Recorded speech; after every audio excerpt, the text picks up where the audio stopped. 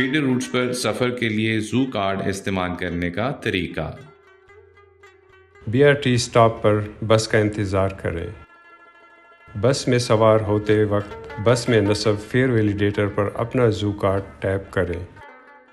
Screen پر سبز نشان آنے کا مطلب ہے کہ آپ کا کارڈ صحیح طریقے سے ٹیپ ہو چکا ہے۔ اگر بس میں سوار ہوتے وقت اسکرین پر زرد یا نیلے بیک گراؤنڈ کے ساتھ کراس کا نشان اور سفر کی میعاد ختم ہو چکی ہے پیغام دکھائی دے تو اس کا مطلب ہے کہ آپ پر پچھلے سفر کی میعاد ختم ہونے یا غلط سمت میں سفر کرنے کا جرمانہ عائد کر دیا گیا ہے، جس کی وجہ سے 70 روپے کرایہ چارج کیا جائے گا۔ اس صورت میں آپ کو زو کارڈ دوبارہ ٹیپ کرنا ہے۔ نارنجی رنگ بیک گراؤنڈ کے ساتھ کراس کا نشان اور بیلنس ناکافی ہے پیغام کی صورت میں اپنا زو کارڈ ریچارج کریں۔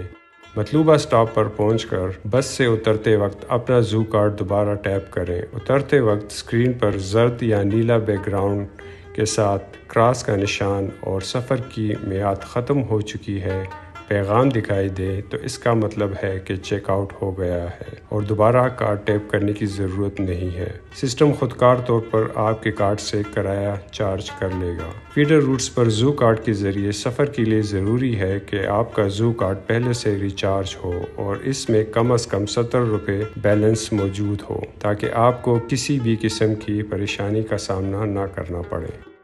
یاد رکھیں، اگر آپ فیڈر روٹس پر بس میں سوار ہو کر کسی وجہ سے اسی اسٹاپ پر واپس اترنا چاہتے ہیں تو چیک آؤٹ کے لیے دوسرا فیئر ویلیڈیٹر استعمال کریں، کیونکہ ایک ہی فیئر ویلیڈیٹر سے 30 سیکنڈ کے اندر دوبارہ چیک آؤٹ نہیں کیا جا سکتا۔